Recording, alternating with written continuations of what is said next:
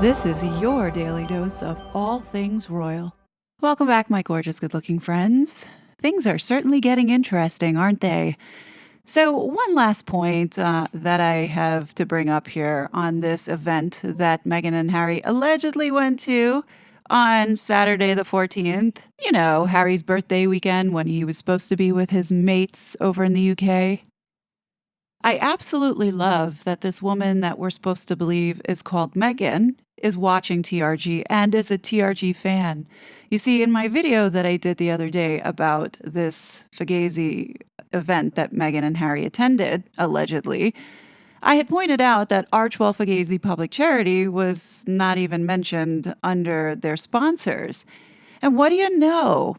This bothered the Duchess so much that, poof, the very next day, someone had updated the website to reflect Archewell Fugazi Public Charity up in lights, larger than life, here on their website. I'm really flattered that Meghan and her team are TRG fans. It shows that they're listening, and it explains all the love and support that I've been receiving recently as a result of exposing things that they never thought the public would ever figure out. I'm thoroughly entertained by people on the defense at the moment because I know that they're panicking. This woman that we're calling Meghan could have left this all alone and allowed the noise to just die out, but she just couldn't help herself. Hence the reason why we saw this wacky and weirdness with certain individuals who were on a mission to go ahead and cause disruption here in this community, which outed themselves as being not on our side. I'm going to remain patient and understanding that it's going to take a while for people to wrap their brains around the magnitude of deceit that we all underwent regarding this whole saga. Anyhow, along the lines of this deceit, exclusive, Meghan Markle beams as she and Prince Harry attend Tyler Perry's star-studded birthday bash with Oprah and best friend Gayle King. Yeah, now when I look at all these photos, I don't believe a thing that comes out about this woman. This is all distraction and deflection. I don't believe that that's Harry sitting next to her. Always some type of weird position where you can't really see the full face. And then how bizarre is it that Harry is holding up his camera filming? Ooh, I don't know who he's filming, but at the same time, it's very reminiscent of the New York car chase. Did Meghan take photos of Harry and Photoshop him into this photo? Because when you look at the bodyguards, his bodyguard, David Langdon, is not there. So this is how I know that this most likely is fake. Harry is never without David Langdon, his security guard, and here we have two unknown faces sitting, driving this laughing hyena. I'm not going to even waste time talking about this bullshit story. Who cares who went to Tyler Perry's birthday party? Do you? I don't. And who even knows if she was even invited? She's probably having this party inside her own head. The more interesting story that I think we should be talking about is this Diddy indictment. And what I did was I actually got the documents to look over what exactly is going down. So let's go through it and see how severe these charges are. I mean, I went through it today, folks, and it is bad. This is going to be really bad. And I do believe that a storm is brewing for a lot of very well-known people. But let's get into this. For our purposes here, there's certain words that I had to censor because I don't believe that it's YouTube friendly, as well as I've hidden or redacted the name, but we all know who we're talking about. And my nickname here for this guy is Honeycombs. So we have Sleazy E and we have Honeycombs. But let me go through this with you. The document kicks off by saying, this is grand jury charges.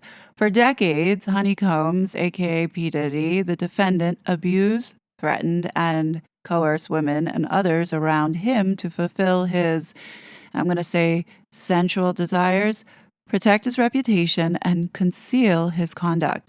To do so, Honeycombs relied on the employees, resources, and influence of the multifaceted business empire that he led and controlled, creating a criminal enterprise whose members and associates engaged in and attempted to engage in, among other crimes, trafficking, forced labor, kidnapping, arson, bribery, and obstruction of justice.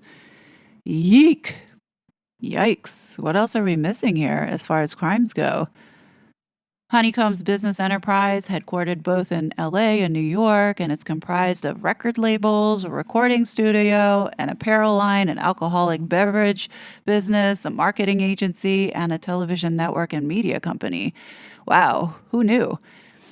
At all times relevant to his indictment, Honeycombs, aka P. Diddy, the defendant, engaged in a persistent and pervasive pattern of abuse towards females and other individuals. This abuse was at times verbal, emotional, physical, and intimate. As part of his pattern of abuse, Honeycombs manipulated women to participate in highly orchestrated performances of sensual activity with male commercial, and the word that I'll use here, escorts. At times, Honeycombs and others acting at his discretion made arrangements for women and escort workers to fly to Honeycombs' location. Honeycombs ensured participation from the women by, among other things, obtaining and distributing narcotics to them, controlling their careers, leveraging his financial support, and threatening to cut off the same and using intimidation and violence. Physical abuse by Honeycombs, the defendant, was recurrent and widely known. On numerous occasions, from at least in or about 2009 and continuing for years, Honeycombs assaulted women by, among other things, striking, punching, dragging, throwing objects at them, and kicking them. Oh, he just sounds lovely. These assaults were at times witnessed by others and included one instance at a Los Angeles hotel in or about March 2016, which was captured on video and later publicly reported, where Honeycombs kicked, dragged, and threw a vase at a woman as she was attempting to leave. When a member of the hotel security staff intervened, Honeycombs attempted to bribe the staff member to ensure silence. Now, I can't show you that video because of YouTube censorship, but I believe that this is it. Honeycombs, aka the defendant, used the business, including certain employees, to carry out, facilitate, and cover up his abuse and commercial escort service. Those employees, including security staff, household staff, personal assistants, and high-ranking supervisors and other close associates, acted as Honeycombs' intermediaries, and their conduct was facilitated and assisted by Honeycombs' control of the business. So now we get into Honeycombs' business, of which now implicated are everyone associated with it. So it says here, from at least in or about 2008 through on or about the date of the filing of this indictment, Honeycombs, aka Diddy, the defendant, and others known and unknown were members and associates of a criminal organization.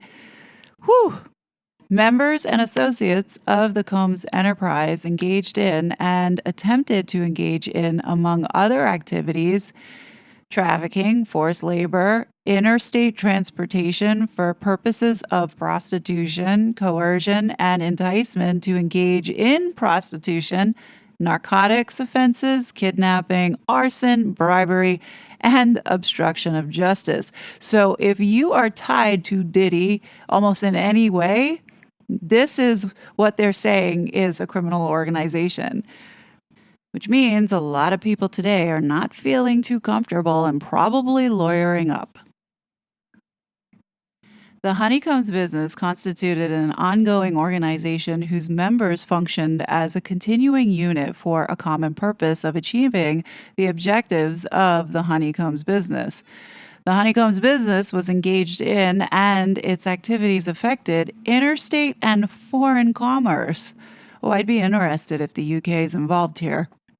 The Honeycombs business operated in the Southern District of New York and elsewhere. And then a little bit more down here. So now they cite the purposes of Honeycombs business. I mean, first and foremost, the operation of running a global business empire, which included an apparel line, a media company, a record label, and so forth. But then goes into preserving, protecting, promoting, and enhancing the power, reputation, and brand of Honeycombs, the defendant, as a musician, entrepreneur, and figure in the entertainment industry. Essentially facade management, then enriching members and associates of the business, including its leader, Honeycombs, and in particular, those who demonstrated loyalty to Honeycombs and willingness to conceal his crimes. preserving, protecting, promoting, and enhancing the power of Honeycomb's enterprise, including the power of its leader, Honeycombs, through violence, use of firearms, threats of violence, coercion, and verbal, emotional, physical, and sexual abuse. Yikes. Fulfilling the personal desires of honeycombs, particularly those related to honeycomb sexual gratification, including through the exploitation of women and the use of escorts. Enabling honeycombs and other members and associates of the honeycombs business to engage in unlawful acts of violence, including sexual violence, trafficking, forced labor, interstate transportation for purposes of prostitution, coercion, and enticement to engage in prostitution, narcotics distribution, and other crimes, and concealing the commission of such acts. Wow. This guy sounds like he's the Black Mafia. Anyway, securing absolute loyalty from members of the Honeycombs business, including through acts of violence and threats, and protecting the Honeycombs business and its members and associates, including Honeycombs, from detection and prosecution by law enforcement authorities through acts of intimidation, manipulation, bribery, and threats of retaliation against individuals who witness the crimes committed by members and associates of the business. What kind of jail sentence would this guy be facing? I mean, he's already over 50. He could possibly die in prison if he is convicted on all these things. Now, here's where this gets rough. Honeycombs and other members and associates of the Honeycombs enterprise wielded the power and prestige of Honeycombs' role at the Honeycombs business to intimidate, threaten, and lure female victims into Honeycombs' orbit, often under the pretense of a romantic relationship. Honeycombs then used force, threats of force, and coercion to cause victims to engage in extended, intimate acts with male escort workers that Honeycombs referred to as, among other things, freak-offs. Freak-offs were elaborate and produced intimate acts, performances that Honeycombs arranged, directed, masturbated during, and often electronically recorded. In arranging these freak-offs, Honeycombs, with the assistance of members and associates of the Honeycombs business, transported and caused to be transported escorts across state lines and internationally. Freak-offs occurred regularly, sometimes lasted multiple days, and often involved multiple escort workers. During freak-offs, Honeycombs distributed a variety of controlled substances to victims, in part to keep the victims obedient and compliant. Sometimes, unbeknownst to the victims, Honeycombs kept videos he filmed of victims engaging in sex acts with escort workers. After freak-offs, Honeycombs and the victims typically received IV fluids to recover from the physical exertion and drug use. What's really shameful about this is that this guy has children, particularly daughters, and here he is doing this to other women. Anyhow, members and associates of the Honeycombs enterprise, including high-ranking supervisors, security staff, household staff, personal assistants, and other Honeycombs business employees, facilitated the freak-offs by, among other things, booking hotel rooms for the freak-offs, stocking the hotel rooms in advance with the required freak-off supplies, including controlled substances, baby oil, lubricant, extra linens, and lighting, cleaning the hotel rooms after the freak-offs to try to mitigate room damage, arranging for travel for victims, escorts, and Honeycombs to and from freak-offs, resupplying Honeycombs with requested supplies, delivering large sums of cash to Honeycombs to pay the escorts, and scheduling the delivery of IV fluids. In or about March 2024, during searches of Honeycombs residences in Miami, Florida, and Los Angeles, California, law enforcement seized various freak-off supplies, including narcotics and more than 1,000 bottles of baby oil and lubricant. Whoa! Like, how often was this guy doing this? And for how many years has this been going on? Honeycombs subjected victims to physical, emotional, and verbal abuse to cause the victims to engage in freak-offs. Honeycombs maintained control over his victims through, among other things, physical violence, promises of career opportunities, granting and threatening to withhold financial support, and by other coercive means, including tracking their whereabouts, dictating the victim's appearance, monitoring their medical records, controlling their housing, and supplying them with controlled substances. During and separate from freak-offs, Honeycombs, among other things, hit, kicked, threw objects at, and dragged victims, at times by their hair. These assaults often resulted in injuries that took days or weeks to heal. Honeycombs also threatened victims' careers and livelihoods, including if they resisted participating in freak-offs. Victims believed they could not refuse Honeycomb's demands without risking their financial or job security or without repercussions in the form of physical or emotional abuse. Honeycombs also used the sensitive, embarrassing, and incriminating recordings that he made during freak-offs as collateral to ensure the continued obedience and silence of the victims. This is the exact same thing that Sleazy was doing. Now, this is crazy. It also says here members and associates of the Honeycombs business enabled Honeycombs control over victims by following his directions regarding financial payments to victims, advancing or suppressing the victim's career opportunities, and acquiring the controlled substances Honeycomb used to keep the victims compliant. Members and associates of the Honeycombs business at times witness Honeycombs' violence towards the victims or the victims' injuries caused by Honeycombs without intervening. Instead, members and associates of the Honeycombs business help conceal the violence and abuse by, among other things, assisting Honeycombs in monitoring and preventing victims from leaving locations such as hotels or Honeycombs residences. These occasions included instances in which a victim was required to remain in hiding, sometimes for several days at a time, to recover from injuries Honeycomb inflicted without being publicly observed. Members and associates of the Honeycombs enterprise also assisted Honeycombs in locating and contacting victims who attempted to flee his abuse. When employees, witnesses to his abuse, or others threaten Honeycomb's authority or reputation, Honeycombs and members and associates of the business engaged in acts of violence, threats of financial and reputational harm, and verbal abuse. These acts of violence included kidnapping and arson. In addition, on multiple occasions, Honeycombs threw both objects and people, as well as hit, dragged, choked, and shoved others. Now, if you think you have a bad boss, I mean, could you imagine working for this? Oh my God. So, this indictment really is based off of this business operation or enterprise that he has been running that includes the trafficking, the illegal drugs and narcotics, the firearms, the criminal activity and violence in this business operation, which includes the operation of the kidnapping, the sex trafficking, the firearms, the drugs under this legal entity. What this boils down to, when you look at it, this is like mob boss shit. Like he's the Black Godfather.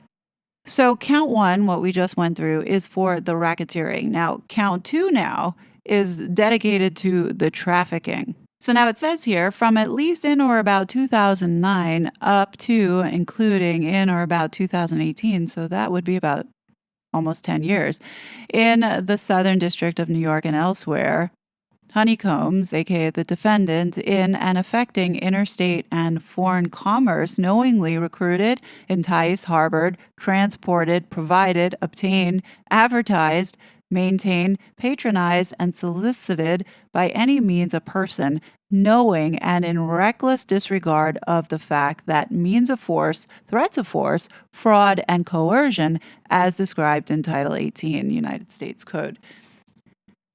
And any combination of such means would be used to cause the person to engage in a commercial sex act and attempted, aided, and abetted, and willfully caused the same, to wit, honeycombs recruited, enticed, harbored, transported, and maintained a person, and attempted, aided, and abetted, and willfully caused victim one to engage in commercial sex acts, knowing in reckless disregard of the fact that victim one was engaging in commercial sex acts as a result of force, fraud, and coercion.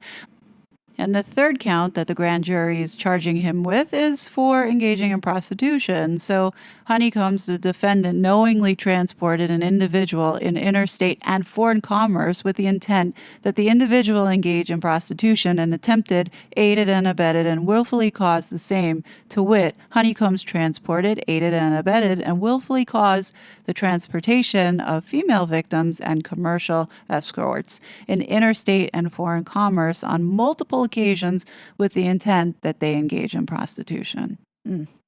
Now, I don't know what this forfeiture allegations are, meaning if they have seized his property, his assets, his money, etc. So, if you have any idea what this means, then you can pause this if you'd like to read the rest of it. Definitely let me know what this means in the comment section. But yeah, this is the indictment. 3 counts. You have counts of racketeering, trafficking, and prostitution, all 3 of them being brought up. I mean, this is really serious, and this has been going on now for like a decade. Think about all the people that have witnessed things that had been going on. And as you've seen throughout this review, all the people that he had been partying with and hanging out with, some of the most dirty within Hollywood, there's some really powerful people. And, kind of like Ghislaine Maxwell, she has kept her mouth shut, probably to keep her safe. I think Diddy might do the same and is taking one for the team, because there are a lot of people who could potentially go down for involvement with some of this filth. This is why I can't stand these globalists and elitists, because they feel that they can treat people who are lesser than them any way that they want. They don't see them as human. And because they have this amount of power, it's almost like a drug for them to be able to do whatever they want in this type of control. And that's why I always say that, God forbid Meghan gets a position within our government, because she doesn't need any access to more power than she already has. These people like Oprah, like Gayle, Meghan herself, they enjoy and get off on exploiting vulnerable people. That's why they go after children. That's why they go after people who don't have money and are in poverty. And they run this Ponzi scheme of philanthropies in order to siphon money from the hardworking taxpayers, because they're nothing but parasites. Anyway, you don't need me to go on a rant about that, but getting back to this Diddy indictment, this is a very serious thing. And as this case moves forward, there's going to be more information coming out, and I'm sure there's going to be some people that are going to be exposed, which I do believe a lot of people right now are afraid. But what do you guys think about this? How do you think this is going to play out? Also, do you think that all this distraction with Harry and Meghan is covering up something that's bigger that's looming?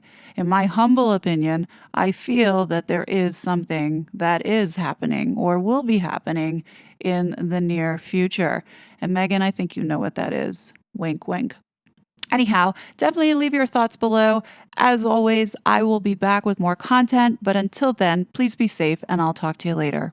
Bye. I was such a fraud.